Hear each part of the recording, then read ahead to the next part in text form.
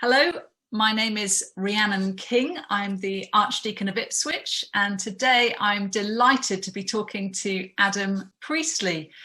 Adam, tell us a bit about yourself and your background to kick us off today. Yeah, so my name's Adam. I'm 40 years old now, and I'm a vicar in Doncaster, looking after an estate church and also just taking on another church as well. I grew up in the Midlands, East Midlands, and I went to a Church of England school. Grew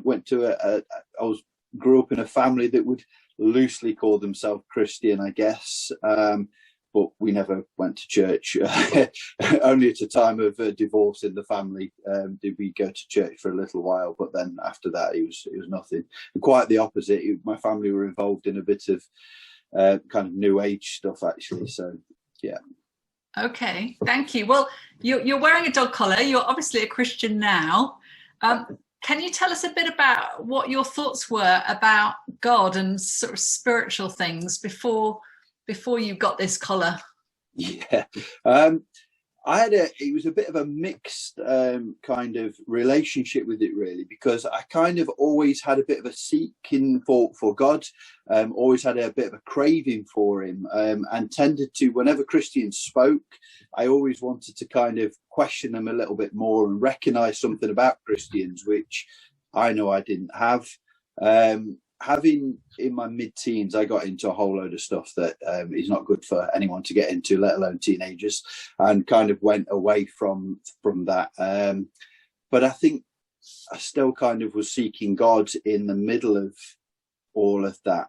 And it was in my mid-20s, early to mid-20s, I started feeling a call to church. It was to the Anglican church. I tried to go to other churches as well, but always felt called back to the Anglican church strangely. So, yeah. So can you tell us a bit more about that? What you were living your life and then you felt, how did you feel this call? What happened? I was living my life. I was living quite a chaotic life just because of the type of life I had. I was never kind of physically addicted to any drug or alcohol or whatever, but very dependent, and it was just a kind of a pattern of a lifestyle. And in the middle of all this crazy, like kind of chaotic life of quite a promiscuous lifestyle as well, God, how do you explain that God talks to you without sounding completely crazy? But he kind of shone a light in on this, and I started to become aware that this wasn't what God wanted for me. And he called me to a very particular church. This was in Derbyshire. He called me to a very particular church. And so I started going along. My attendance there was sporadic, shall we say. But I used to try and grab the vicar, and I used to have these deep conversations with him, and he gave me time and really just kind of nurtured me in asking some of these questions. But it took a few years to start to try and work this out. Wow. So it sounds like sort of God spoke to you quite directly and said, get going to that church. That's extraordinary. Yeah.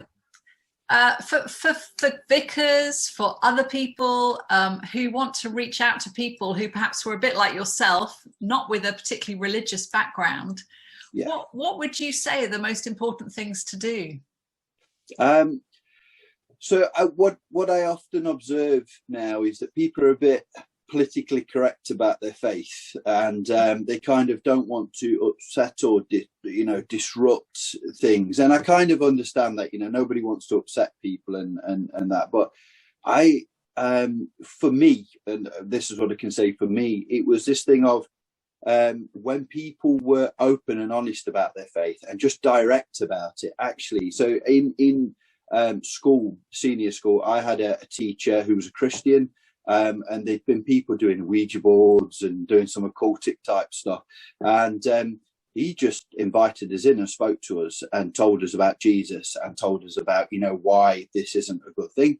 Later on, I had a friend who died in a fight, really close friend, and it was absolutely distressing time for me.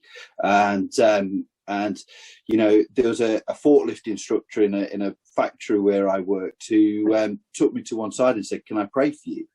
And these were just bold Christians who didn't step back on their faith.